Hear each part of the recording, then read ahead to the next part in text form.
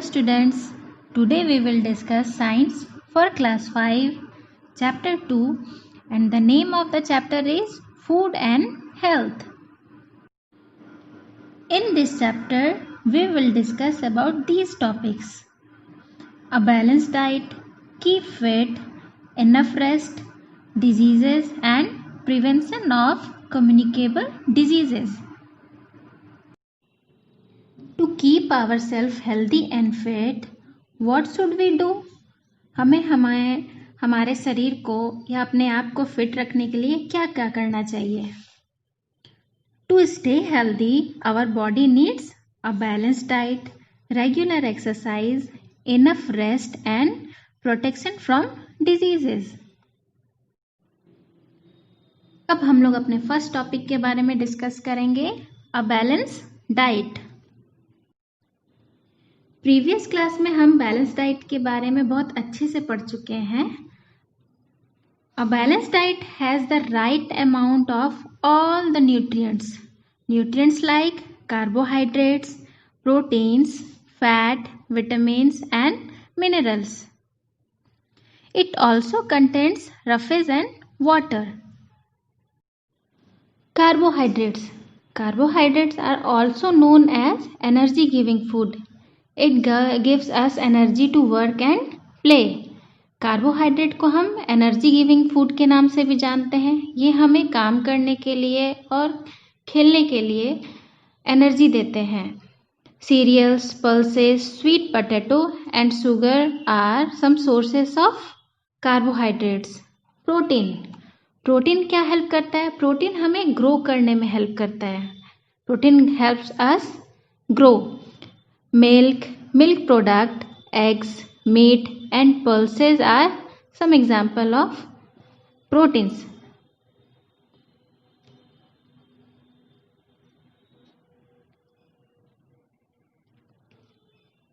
Fats gives us more energy than carbohydrates.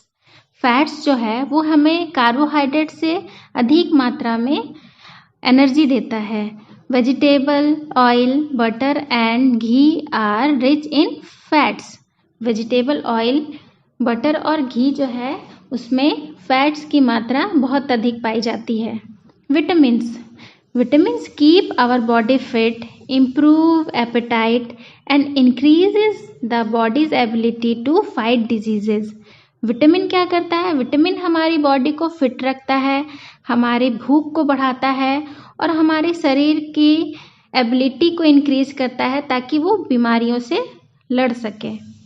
Minerals helps in the growth and development of the body. Minerals body के growth and development में help करता है. Fresh fruit and vegetables are good sources of vitamins and minerals. Roughage in certain vegetables and fruits help the body to get rid of undigested food. कुछ सब्जियां और फल का जो रेशेदार हिस्सा होता है वो हमारी बॉडी को अनडाइजेस्टेड फूड से छुटकारा पाने में हेल्प करता है. नेक्स्ट हम लोग चलेंगे keep fit. Muscles become weak and flabby if they are not used for a long time.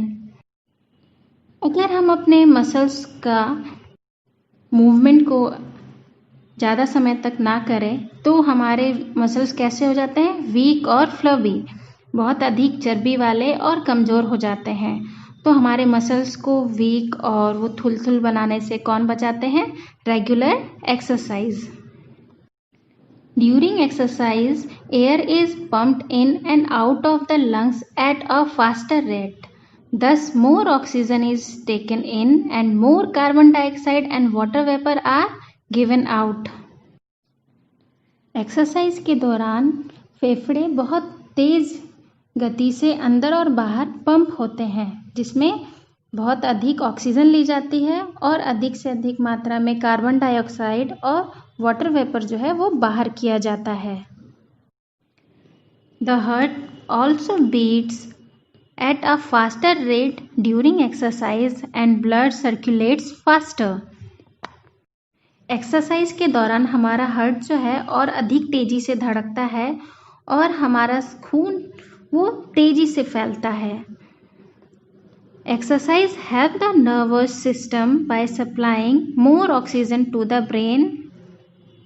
Exercise जो है वो हमारे ब्रेन को ज़्यादा ऑक्सीजन सप्लाई करके हमारे नर्व सिस्टम की हेल्प करता है। इसलिए हमें ज़्यादा से ज़्यादा आउटडोर गेम्स खेलने चाहिए ताकि हमारी बॉडी फिट रह सके। Posture. Posture is the position in which we hold our body when we sit, stand or move. We must sit and stand straight. Posture एक ऐसा पोजीशन है जिसमें हम अपने शरीर को इस प्रकार से होल्ड करते हैं। जब हम बैठते हैं, खड़े होते हैं या मूवमेंट करते हैं, हमें हमेशा एक स्ट्रेट बैठने का और खड़े होने का तरीका होना चाहिए। We must walk upright. हमें हमेशा सीधे चलना चाहिए। नेक्स्ट है हमारा इनफ रेस्ट। प्रॉपर रेस्ट और नियमित घंटों की जो नींद है वो हमारी मांसपेशियों को, हमारे मसल्स को क्या करती है? आराम देती है। और आराम हमारे शरीर के लिए बहुत ज़रूरी होता है। इससे हम फ्रेश फील करते हैं तथा फिर से किसी भी काम को करने के लिए रेडी हो जाते हैं तथा उस काम को हम और अधिक दक्षता के साथ कर सकते हैं। Sleep also gives time to the body for the growth and repair the body cells. नींद भी जो है वो हमारे शरीर की कोशिकाओं के विकास और मरम्मत के लिए समय देती है। नेक्स्ट हम लोग चलेंगे डिजीजेस। डिजीजेस मीन्स रोग, बीमारियां। जब हम बीमार होते हैं तो ना ही हमारा शरीर और ना ही हमारा मन या दिमाग सहज होता है। A disease is an abnormal condition in which the body is not able to function properly. एक डिजीज, एक बीमारी जो है एक ऐसी एबनॉर्मल कंडीशन है जब हमारा शरीर जो है वो प्रॉपर फंक्शनिंग के लिए एबल नहीं होता है। Diseases can occur due to many reasons. Disease जो है, बीमारी जो है होने के बहुत सारे रीजन हो सकते हैं। Some disease like diabetes and arthritis are caused when a particular part of our body stops functioning properly. Diabetes और आर्थराइटिस टाइप की जो बीमारियां होती है वे कब होती हैं? जब हमारी बॉडी का कोई एक पर्टिकुलर पार्ट जो है प्रॉपर तरीके से फंक्शन करना या काम करना बंद कर देता है। डेफिशिएंसी और the lack of particular minerals और vitamins in the body also causes diseases. They are called deficiency diseases. हमारे शरीर में कुछ विशेष विटामिन और मिनरल की कमी से भी बीमारियां हो सकती हैं। इन बीमारियों को हम कमी रोग या डेफिशिएंसी रोग कहते हैं। डिजीजेस को हम दो टाइप्स में डिवाइड किए हैं, नॉन कम्युनिकेबल और communicable. Non-communicable diseases. These are diseases that are not passed on from one person to another. Non-communicable diseases जो है वो एक पर्सन से दूसरे पर्सन में पास नहीं होती है। जैसे हम बोल सकते हैं नाइट ब्लाइंडनेस, बेरी स्कावी, रिकेट्स और अनीमिया जैसी बीमारियां जो है वो नॉन कम्युनिकेबल डिजीज के एग्जाम्पल हैं। नाइट ब्लाइंडनेस जो है वो विटामिन ए की कमी से होती है। Green leafy vegetables, mango, papaya, tomato, butter, milk, fish and egg yolk are rich source of vitamin A. Beriberi हमें विटामिन B1 की कमी से होती है। और विटामिन बी हमें किन किन चीज़ों में मिल सकता है? Unpolished rice, milk, meat, peas, cereals and green vegetables. Next, scurvy scurvy एक ऐसी बीमारी है जो हमें विटामिन सी की कमी से होती है। और bleeding of the gums and swelling of joints result from scurvy. और विटामिन सी हमें किन किन चीज़ों से मिल सकता है? आंवला, tomato, green leafy vegetables, potato, sprout grains and pulses. Rickets जो है वो विटामिन डी की कमी से होने वाली बीमारी है। इसमें बोन्स जो है वो सॉफ्ट हो जाती हैं। Vitamin D along with the minerals calcium and phosphorus make our bones and teeth hard and strong. और calcium comes from milk and its products. Goita is caused by deficiency of iodine. गोइटा हमें iodine की कमी से होता है। गोइटा can be prevented by using iodized salt. Anaemia जो है वो फूड में आयरन की कमी से होती है। In anaemia the haemoglobin in the blood becomes low. Anaemia में ब्लड में जो हेमोग्लोबिन की मात्रा होती है वो कम हो जाती है। और आयरन हमें किन किन चीज़ों से मिल सकता है? Dates, apple, bananas, meat, liver, pulses, brinjal. Next हम लोग चलते हैं कम्युनिकेबल डिजीजेज। कम्युनिकेबल डिजीज कैसी बीमारियां हैं? वैसी बीमारी जो एक पर्सन से दूसरे पर्सन में पास होती हैं। Communicable diseases are spread by microbes और germs called bacteria, protozoa and viruses. Communicable diseases कैसे फैलती हैं? जर्म्स या माइक्रोब्स के कारण। और ये कौन से हैं? बैक्टीरिया, प्रोटोजोआ और वायरस। ये जर्म्स जो है वो कफिंग, स्पिटिंग और स्नीजिंग के थ्रू फैलते हैं।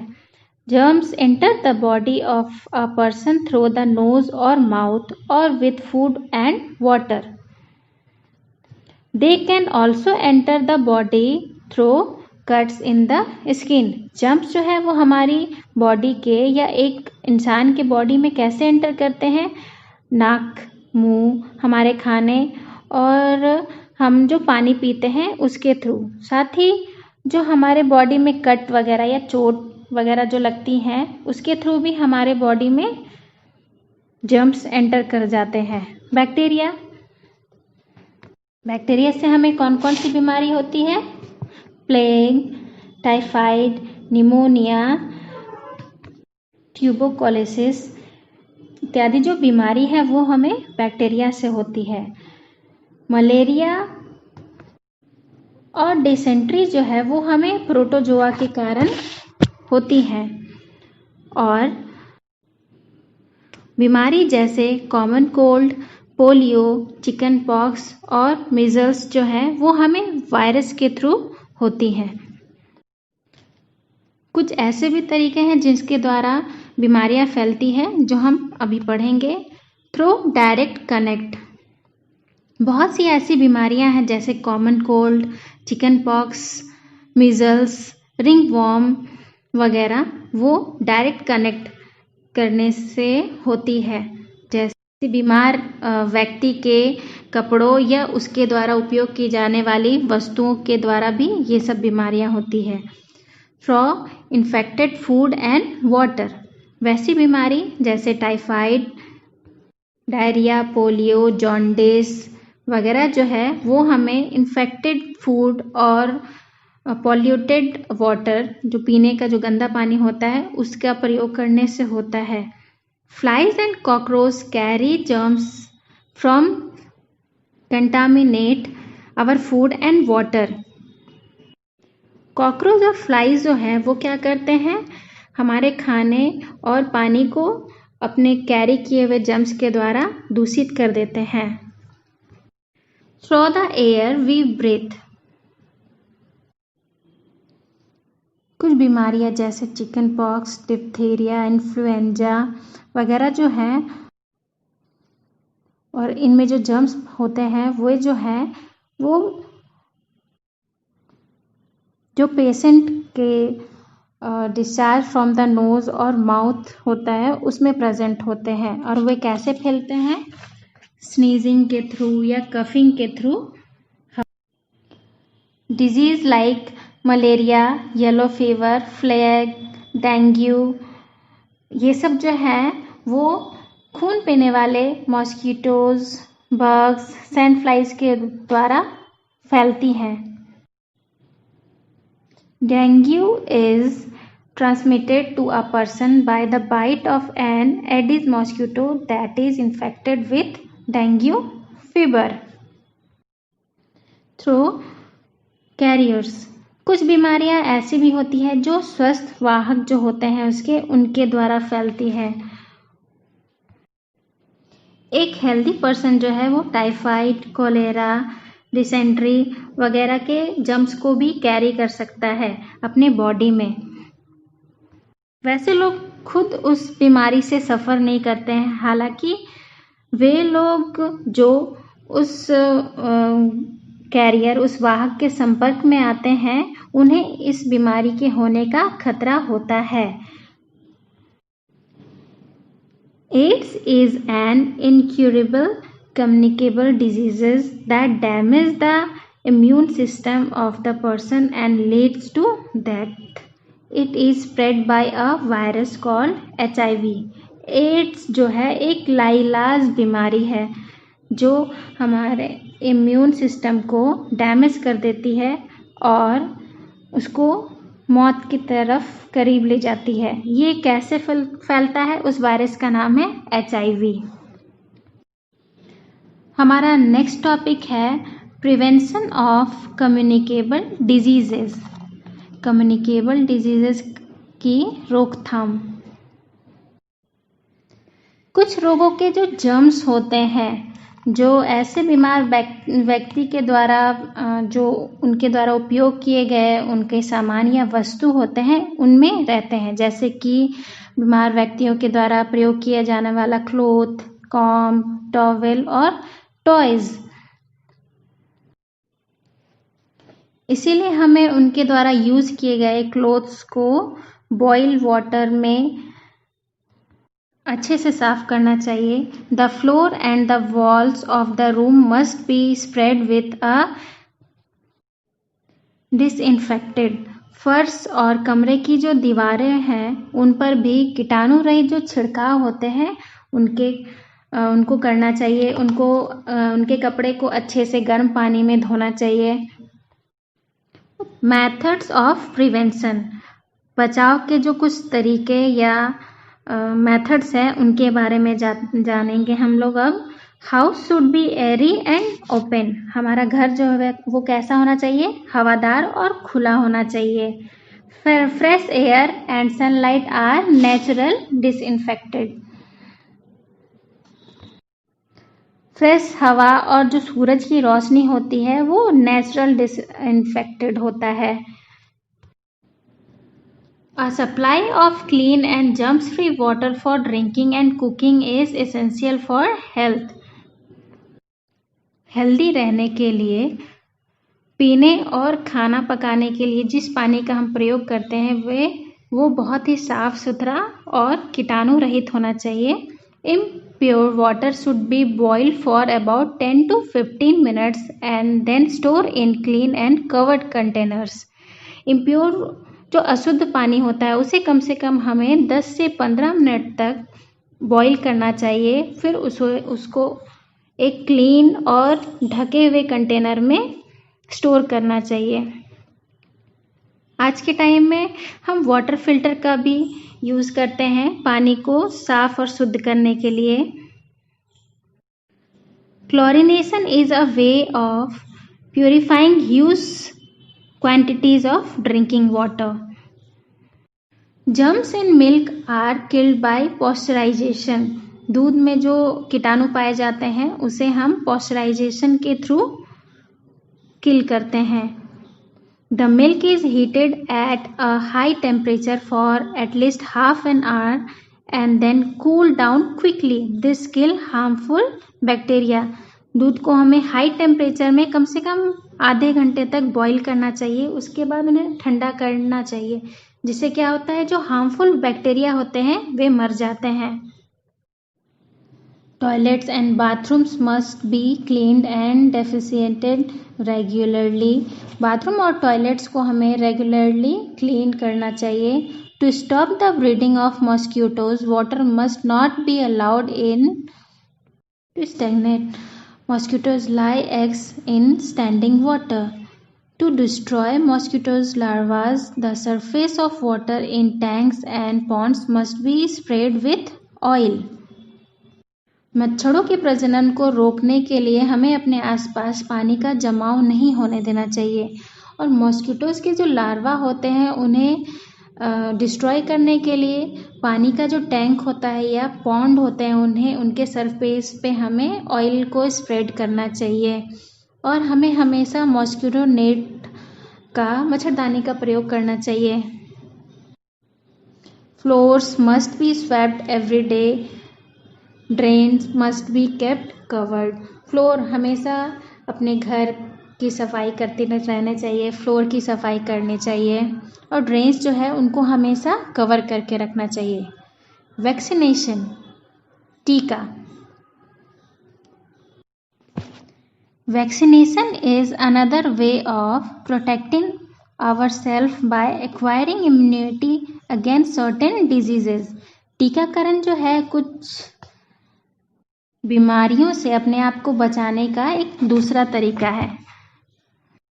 बीमारी जैसे कि डिप्थीरिया, खोलेरा, टाइफाइड, पोलियो, मम्प्स वगैरह जो है उनका वैक्सीनेशन जो है, वैक्सीन जो है वो उपलब्ध है। इंडियन गवर्नमेंट जो है 1994 से ही पोलियो जैसी बीमारी को पूरी तरह से खत्म करने के लिए टीकाकरण का अभियान शुरू कर चुकी है। इसमें समय समय पर सभी बच्चों को जो 5 साल के अंदर तक होते हैं उन्हें पोलियो का ड्रॉप दिया जाता है।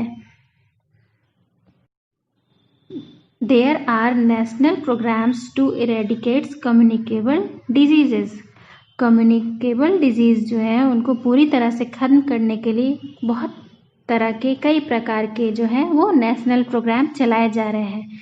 If we take care of our self and our surrounding we can stay healthy. अगर हम अपने चारों तरफ का जो वातावरण है उसका अच्छे से देखभाल करेंगे या ख्याल रखेंगे तो हम सब हेल्दी रहेंगे।